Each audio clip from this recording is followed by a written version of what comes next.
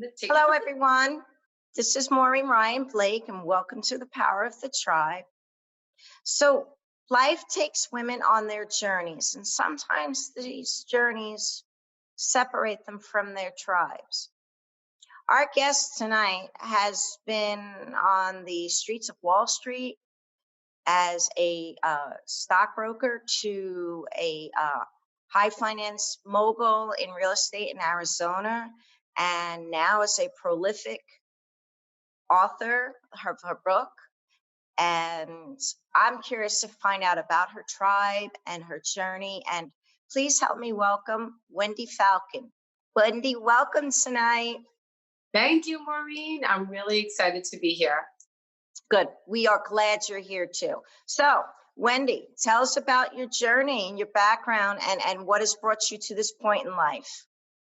Okay, that's a nice full question, and I will somehow make it into a concise story that can be really connecting for the people who are listening.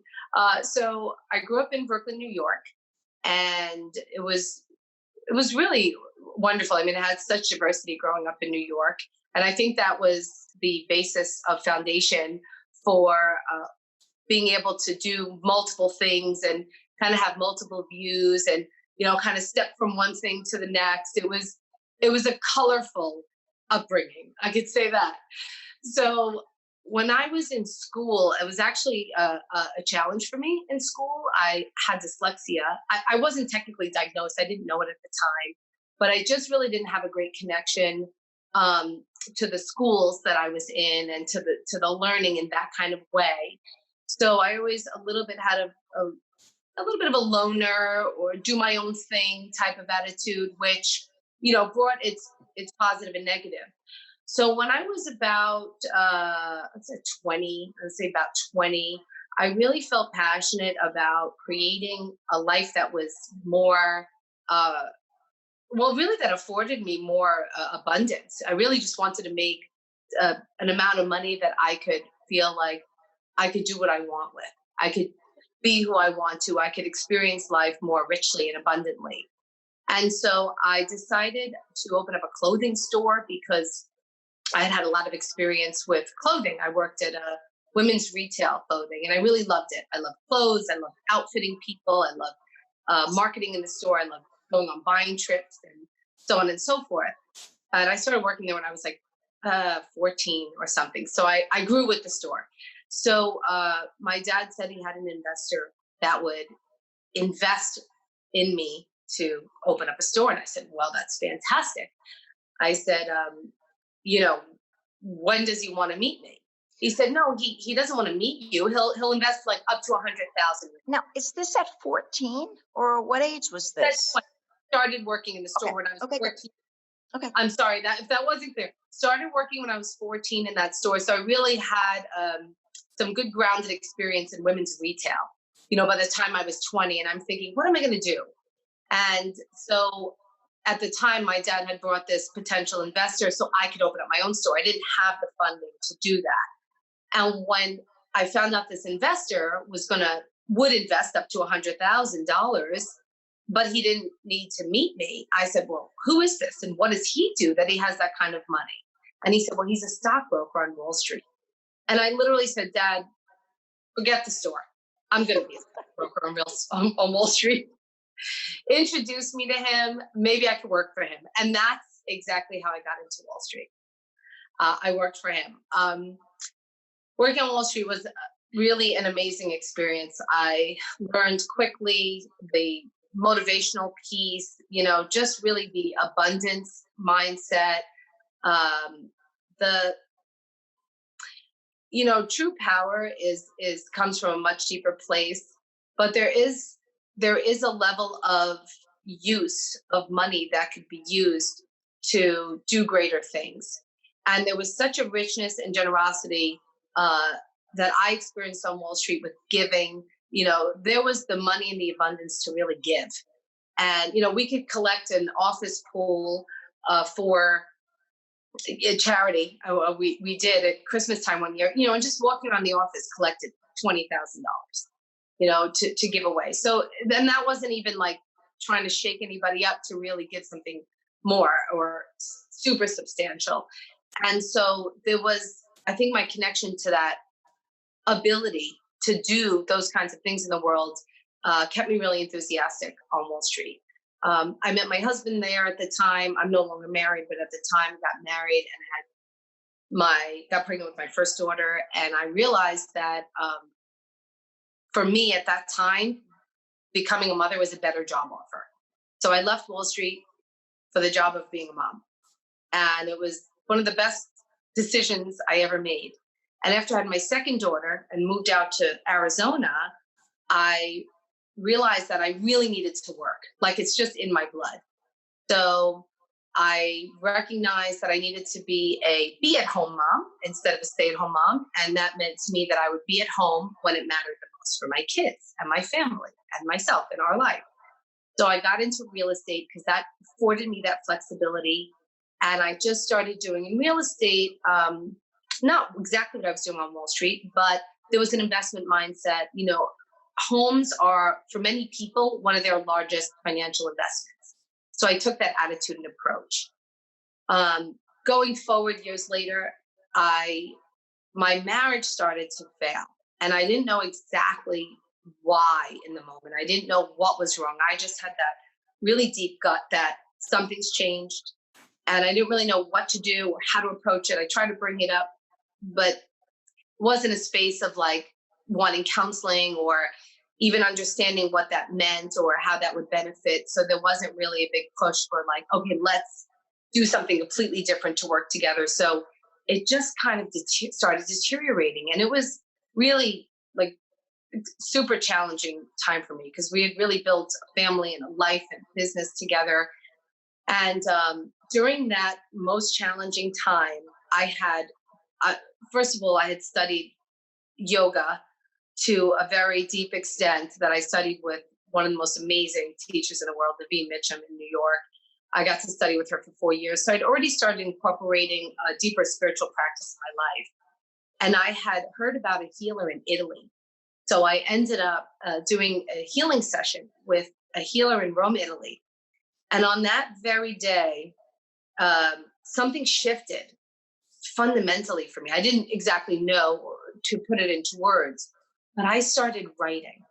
I started writing about an hour after the healing session, and I did not stop writing for 3 weeks.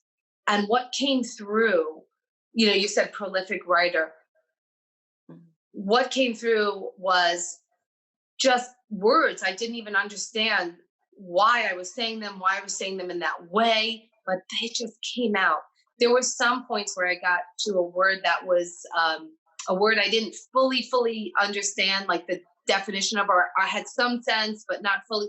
And I would look it up in the dictionary and I would see why it fit that excerpt so well, why it fit that phrasing so well, and how it fit the meaning in multiple ways. It was really surprising. And I didn't write to write a book. I was just writing because there was an unstoppable force in me writing.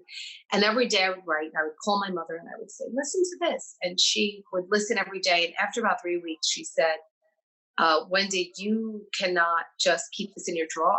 This is incredible. You have to share this with the world.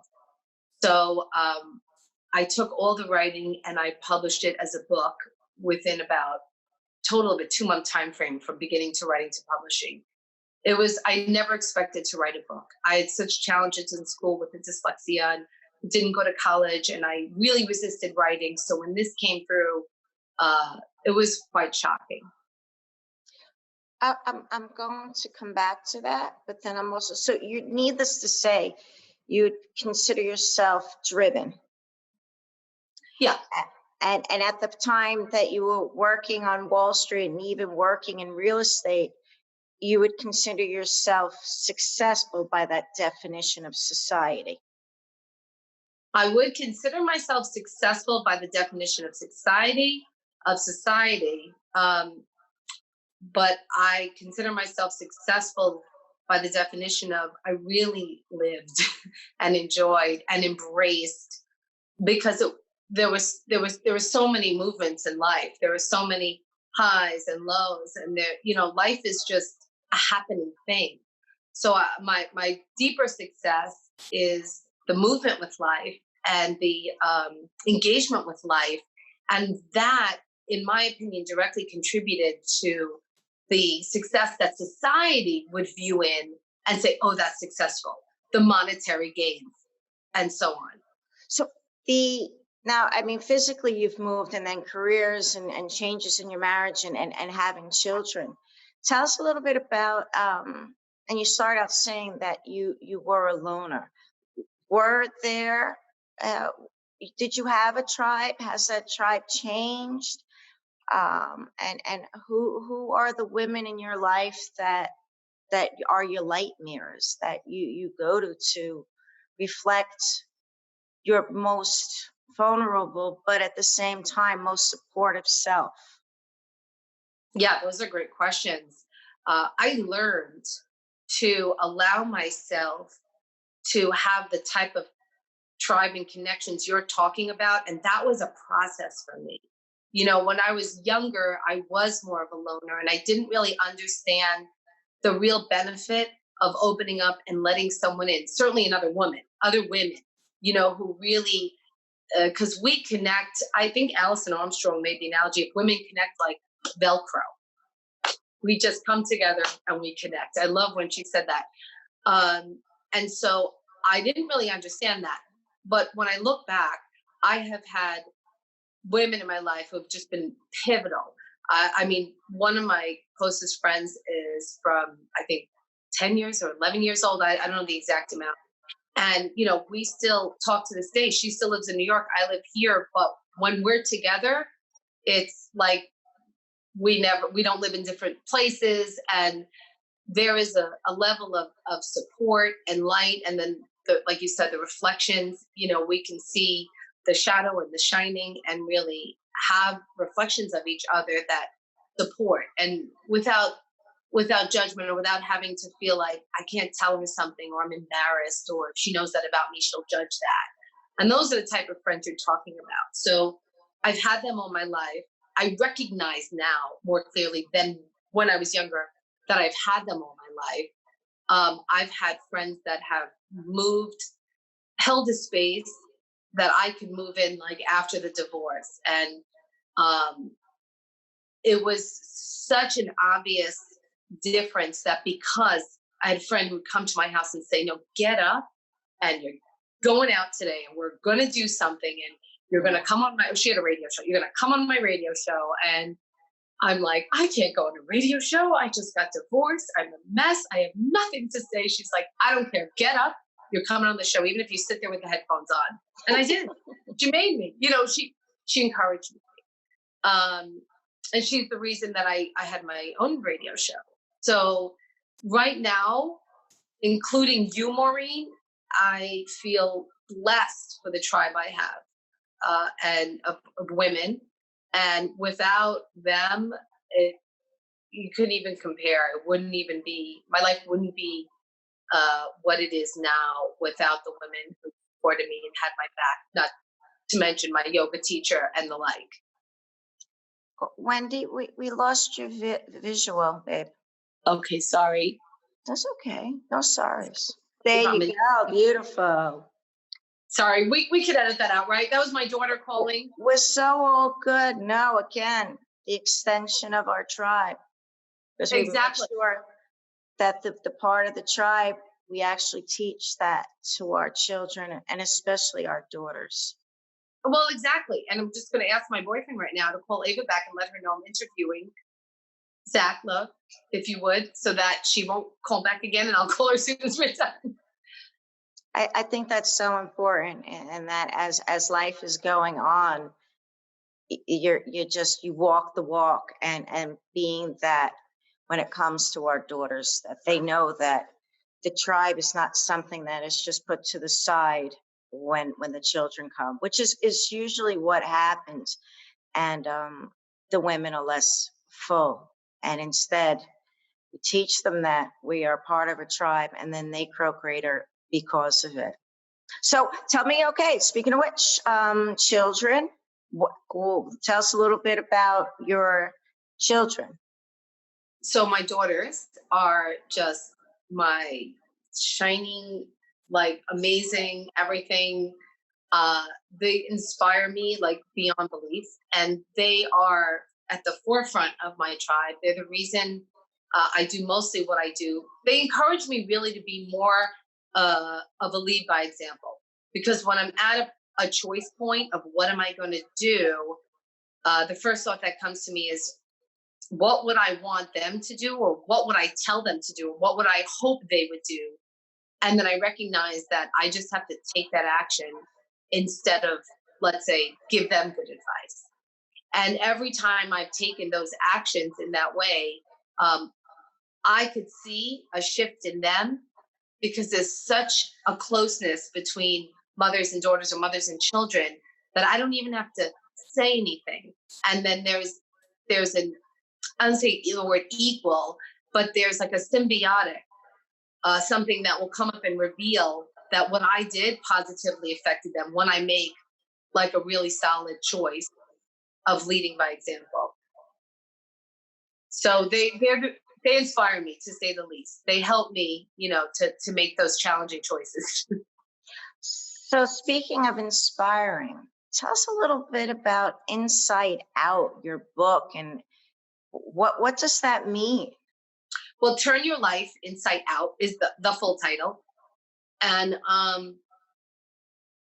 my yoga teacher, Naveen, my mentor, friend, and teacher, one of the things she said many times, she said, books don't books don't transform us. Yoga classes don't transform us. Other types of classes don't transform us, but insight does. And when I was writing um, what was coming through me in that way, again, not even thinking it was a book, I was really writing for me. It was a tremendously cathartic experience. And the writing came through as kind of showing what I was saying to myself inside, some of the shadows, some of the um, negative inner dialogue I had. So that would come out. And then what would come out next was, well, if I was that choice, what would the opposite look like? What would the shining look like? What would a different choice look like? And not even just a second choice, but maybe a third or fourth option, something way better than just two options, like it's good or it's bad, something magical, something colorful. Um, so the book is really about going inside, being honest, seeing what is really going on inside on our inner dialogue and our inner voice, letting that be seen, letting that be exposed, and then looking at what are some other options, and then being at choice. And we could still choose, to be upset or sad, or we may be, or grieving, or whatever, but to really recognize that we're at choice and to get the insights about ourselves and about um, our potential from ourselves, to get the insight and bring it out into our lives and be able to walk it in our everyday. So, with women that, because you've been through many changes and you've grown through them, and that's inspiring. And being women that may not know that they have a choice, and they are separated from their tribe, being divorced or children or moving, what advice would you give them to just even begin to get in touch with themselves and realize they have choices?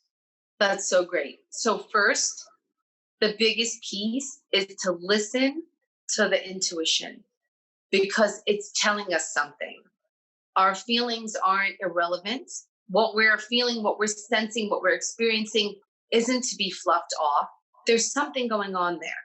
And of course, we can get any of us could get overly emotional about something. So I'm not talking about letting your feelings run your life or entertaining your feelings that when we're in an imbalanced state. But when there's a knowing inside that something is not right, to trust that. And even if you don't know what to do about it, or how to embrace it or address it, to trust, okay, there's something going on that I need to address. And then, because we don't necessarily know what to do, sometimes we don't have the sense we know what we need. That's where the second most important thing comes in. ask for support. And there's a sense that we have if we tune in of where support is and where support isn't. So if we are close with someone who's challenged with a similar thing and they haven't really had a way to find a solution, and that an actualized real solution that they were able to overcome something, maybe that's not the best support space, but to find someone who's actually in real life succeeded or accomplished what you need, and you have a sense that you need someone who has a strong, clear center, and ask that person, and be willing to ask somebody that you don't know, but that you have a sense would probably be a good support for you. It goes back to trusting the intuition enough to tune in and ask for help. That's really helpful. That's really helpful, because when women are alone, they need to begin somewhere, and beginning with oneself is a good place to begin. That's really great. I have one other suggestion that just Yes, came. yeah, So, what could be a good idea if it feels challenging to ask for support, right? Like to somebody outside, because you're not used to doing it. Once you do it, you can't unknow that. You can't unknow the power of that, right? So it'll be easy. It's like riding a bike. This is something Naveen always says too. It's like riding a bike. It's only hard until it's easy. But a gentle ease into that could be to first ask support from whoever. If you have a connection to a source higher than yourself, if you believe in God, if you believe in the universe, if you believe in spirit, if you just believe there's something greater than you that exists, you as an individual, if you believe that at all, and I guess even if you don't, but it's helpful if you do have some sense of connection to something greater than yourself, ask support there first. Write it down. Ask for what you need on a piece of paper. Speak it into like an empty room. Ask it in your mind. Start there, because it's easier. And then the next step of actually engaging with a person will probably be a lot easier. thank you. That's it's going to help some women out there to begin, and beginning is usually the hardest thing to do. Yeah. Okay, so Wendy Falcon, my prolific friend, what's next? What's next is I have a children's book coming out that I'm so excited about.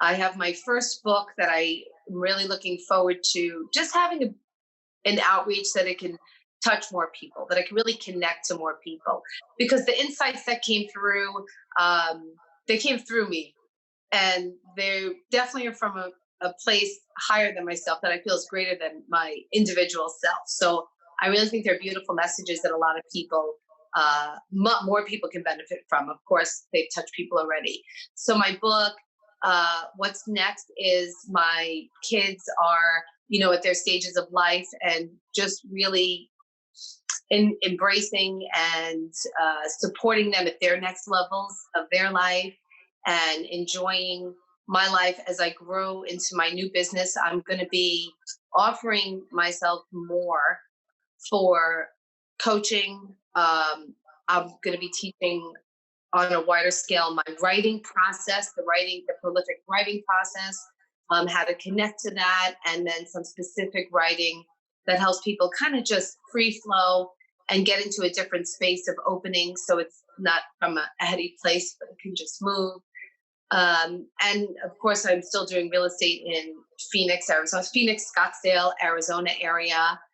So what's next is just what I'm creating to build that with my business partner in real estate. So I have different things going on. So there's several things that's next, but just basically my evolution and growth and appreciation for more. It seems that you've always had a lot going on in the most positive way, and your adaptability and courage and strength is really something that we can all take some inspiration in. Okay, so that children's book that you're just throwing out there, any titles, genre? What does that even look like, and what age group maybe? Yeah, those are great questions. It's called Shoe Town, and it's, I would say, just elementary school age mainly. But the thing is, it is and it isn't, because we all have a child in us. And writing this book, Shoe Town, for the kids, I really recognize the impact that children's books have on the parents who are buying the books and reading it to the children. So the messaging in the book and the illustration and the amazing connection to shoes, because women, we love shoes, We all have shoes. love shoes, um, is for the children. And then, of course, it's for the child in us as the parents and adults engage with the book, naturally through having the children. I'm very excited to see what that's going to be all about. So, you promise when the time comes, you'll come back? Yes, I would love to. Okay, good. Listen, thank you so much for being so um, forward and open and graceful, and you've been really inspiring and will help a lot of women out there to begin. And that's always the hardest and most important part. Wendy, thank you, and we'll be seeing you soon. Thank you, Maureen. This was great. I appreciate it. I send my love. I'll see you soon. Bye. Bye.